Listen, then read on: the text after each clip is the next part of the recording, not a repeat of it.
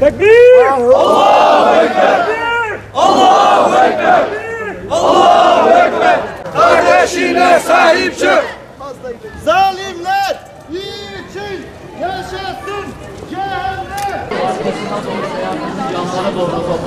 Sarı dağıtsana kızım.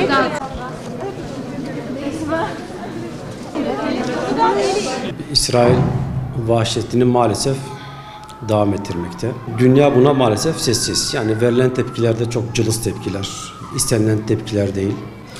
Somut bir adım maalesef İslam devletleri tarafından atılmıyor. Bu konuda bizim boykot çalışmamız vardı. Daha önce eğitim camiasının mitingleri vardı, farklı etkinlikleri vardı.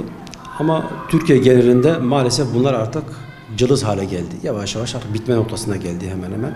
Hakikaten kanıksandı artık, sanki normalleşti gibi. Bu tabii üzüntü verici. Hem eğitim camiasının hem tüm Müslümanların boykot noktasında bu kınamaların, boykotların devam etmesi gerekiyor. İsrail'e ait bir markanın sadece boykot sebebiyle zararı yıllık %2'nin üzerinde ve kendileri için bu büyük bir miktar. Bu da şunun göstergesi: boykot işe yarıyor. Özellikle yaz ayları geldi. Biz işte yiyeceğimiz hem dondurma olsun, soğuk içeceklerde markaya dikkat etmemiz gerekiyor. Yani nasıl bu marka, bunun tadı daha güzel, bunu tercih edelim demeyip hakikaten bir şey aldığımız zaman oradaki Filistinli çocuk, yetim çocuk, oradaki Filistinli şehit, oradaki Filistinli anne aklımıza gelsin. Boğazımızdan geçiyor mu? Eğer boğazımızdan geçiyorsa demek ki bizim imani bir sıkıntımız var. Bizim boykotu daha ağır bir şekilde bizim sürdürmemiz gerekiyor. Bu bizim Müslüman kardeşlerimizle olan vazifemiz. Siirt'te İl Milli Eğitim Müdürümüz bu konuyla ilgili açıklamada yapmıştı zaten. Yani yaptığı açıklamada biz İsrail mallarını biz kantinlere almayacağız.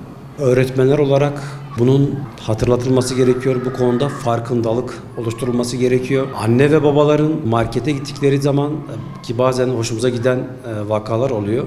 Tam çocuk onu alacakken oğlum o İsrail malı, onu alma. Kızım bu İsrail malı, bunu alma. Bu bizi sevindiriyor. Yani bir halkta bir bilinç oluşmuş durumda.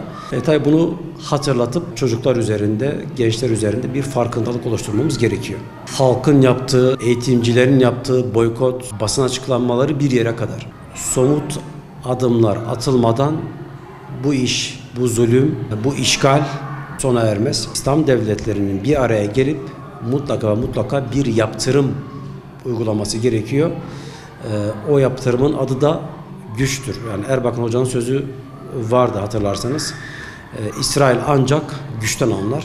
O gücün Müslümanlar tarafından İsrail terör örgütüne hissettirilmesi gerekiyor.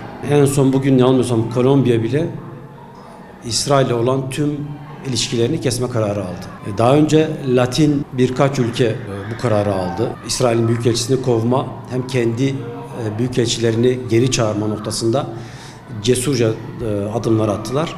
Türkiye maalesef bu konuda çok geri. Nasıl ki bazı ülkeler çok cesurca adımlar atıyorsa Türkiye'nin daha da cesur adımlar atması gerekiyor. Sadece lafta ben Filistin'in yanındayım demekle Filistin'in yanında olunmuyor. İsrail ordusunu besleyen bu şirketlerin ürünlerine karşı boykot çağrısı yapmaktayız. Hep beraber özgür Filistin çağrımızı küresel alanda yaygınlaştıralım. İnsanlık ve barış adına bu trajedinin sona ermesine yardımcı olalım.